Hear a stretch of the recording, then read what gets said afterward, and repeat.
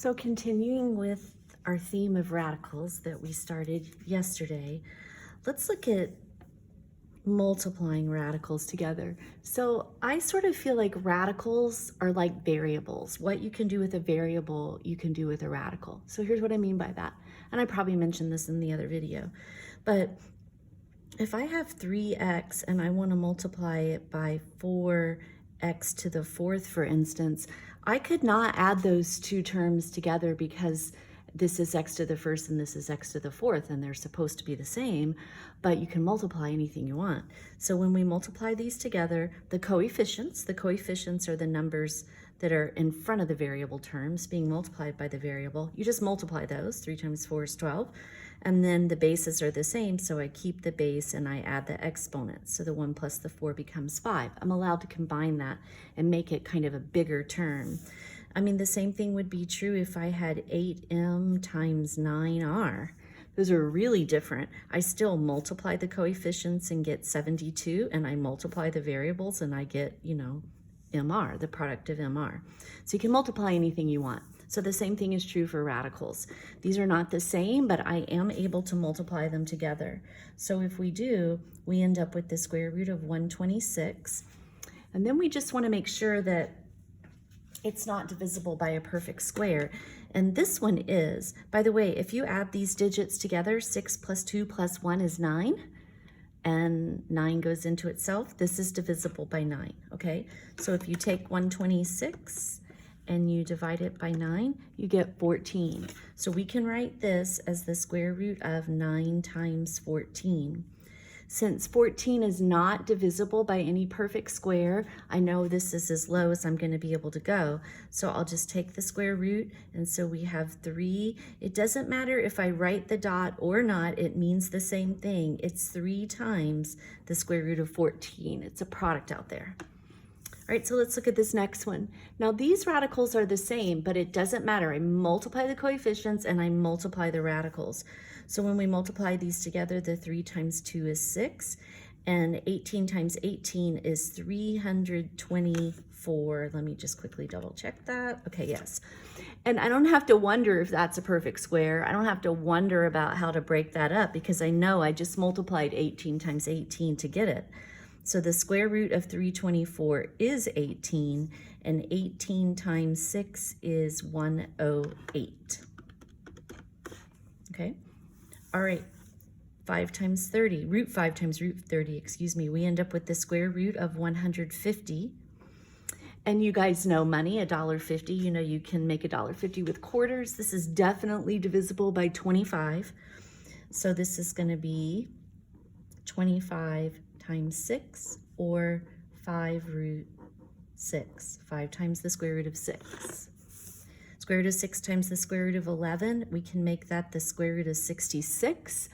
And then 66 only has a few factors. 1 and 66, 2 and 33, 6 and 11. None of those numbers are perfect squares. So that's all you can do with that one, is just multiply them together. All right, so what about adding radicals then? Well, it's just like variables. So if we wanted to add a 3x and an 8x, I'm allowed to add them because the variable portion is identical, and I'm just going to add the coefficients. 3 plus 8, we end up with 11, but the x doesn't change. It stays x. Likewise, if I wanted to add 3x and 8y, that would be my answer because they're not like terms and I can't combine them. So the same thing down here. Notice I have a root 2, a root 2, and a root 2. These are all like terms. So all I need to do is combine my coefficients. 3 minus 4, negative 1, negative 1 plus 9, we're going to end up with 8 times the square root of 2. And I know I can't simplify the square root of 2. So if you look at this one, the roots are not the same. But we can simplify each of these roots first. So let's go ahead and do that. We're going to write 40 as the square root of 4 times 10. And we're going to write 360, it's divisible by 36, which is a perfect square, 36 times 10. So notice they both have a 10. So now we're going to take the square root. So the square root of 4 is 2. So remember, when we pull it out, this is just one giant product out here. So we have 7 times 2 times the square root of 10, minus 6 times the square root of 36 is 6, times the square root of 10. So 14 square root 10 minus 36 square root 10. And so when we subtract those, we're going to end up with negative 22 times the square root of 10. 10's not divisible by a perfect square, so I know I can't simplify any more than that. That's our answer. All right, 11 root 18 plus 11 root 6. Coefficients are the same, that means nothing. The square root of 18 is going to be divisible by 9. That's our perfect square. But the square root of 6 is not divisible by a perfect square, so we're just going to leave that.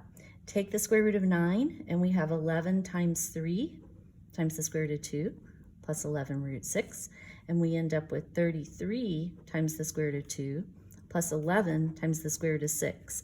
And those are not like terms. I cannot add them. That's my answer. I could stop right there, but if it drives you nuts that the 33 and 11 seem to have something in common, you could go ahead and factor out that 11 if you wanted to and write it like that, but one is not considered more simplified than the other, so either of those would be fine. All right, so what about when we have fractions? So if you remember the video that you watched prior to this one, you cannot have the radicand can't be a fraction. That's our first problem here. And the second problem is you can't have a radical down in the denominator. So you can always solve the first problem by just going, it can't be a fraction? Fine. I'll just split it up and write it as a division problem. Now, neither radicand is a fraction. I just have two of them. That's not a fraction and that's not a fraction.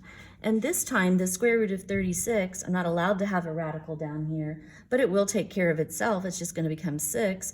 And we end up with the square root of 7 over 6. I don't have a radical in the denominator. My radicand is no longer a fraction, it's just a 7, and that's not divisible by a perfect square, so that's as simple as that goes. Same thing, my radicand's a fraction, so I can split this up and write it as the quotient of two separate square roots, and then both of them are perfect squares, so we just take the square root, and there's our answer, no radical in the denominator. Okay, just a few more. All right, so what if it doesn't clean up like that though? So if I split this one up, I end up with the square root of 9, which is going to take care of itself, over the square root of 50 though, which is not a perfect square. So I have to get rid of that radical in the denominator. We know the numerator is just going to be 3. But what I need to do to get rid of that radical is multiply this by something. Now you can always multiply a radical by itself and you know you're creating a perfect square. If I do 50 times 50, I get 2,500, that's a perfect square. But all we want to do is get rid of this radical. I just want to turn this into a perfect square. And the perfect square that I can get to the quickest is just 100. And I know if I double 50, I get 100. So if I multiply that by the square root of 2, I would also have to multiply this by the square root of 2. But remember, that's just 3. So the 3 was multiplied by the square root of 2. And in the bottom, this becomes the square root of 100.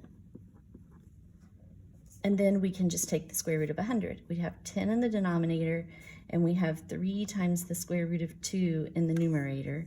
And I can't reduce the 3/10. I no longer have a radical in the denominator. My radicand is not divisible by a perfect square. We're good to go. All right, okay. How about this one, the square root of 5/2? Well, the first thing we do is break it up. We'll write it as the square root of 5 over the square root of 2. I can't take the square root of either of those. So by the way, I'm multiplying by 1, right? Anything over itself is 1. You're never allowed to change the value of something in math, and multiplying by 1 doesn't change the value. So in this case, we're just going to multiply the square root of 2 times itself, but we also have to multiply the numerator so that we've just multiplied by 1. So the square root of 5 times the square root of 2 gives us the square root of 10, and this gives us the square root of 4. Or anytime you multiply a square root by itself, you're just going to get the radicand. So we get 2, and I cannot simplify the square root of 10, and I can't reduce this because that's a radical and that's not, so I can't mix those. So that's our answer, square root 10 over 2. All right, finally, conjugates. So I'll talk about conjugates in just a second. I just want to remind you guys that if you multiply a binomial, and it's a sum, times the same binomial, except we write it as a difference, this gives us the difference of perfect squares for an answer, right? When we do FOIL, we're going to get x squared, a minus 7x, a plus 7x. So those will always end up canceling out. And then positive times the negative is always going to be negative, and we have 49. So those just cancel, and we just end up with x squared minus 49. Okay, just reminding you of that principle. All right, conjugates. When you have a radical in the denominator, but it's part of a sum or a difference, like it is in these two cases, I couldn't just multiply by the square root of 2. Let me grab a pencil real quick. If I said, oh, I'll just get rid of this by multiplying by the square root of 2 over the square root of 2, all of this has to be multiplied by the square root of 2. So while it might undo itself here, the square root of 2 times the square root of 2 is 4, square root of 4, which is just 2, it's not going to undo itself there. Now I've put the square root of 2 on the 7. So basically here's what I'd have. 7 times the square root of 2 plus 2. All I did was move my problem to the other term. I didn't get rid of the square root of 2.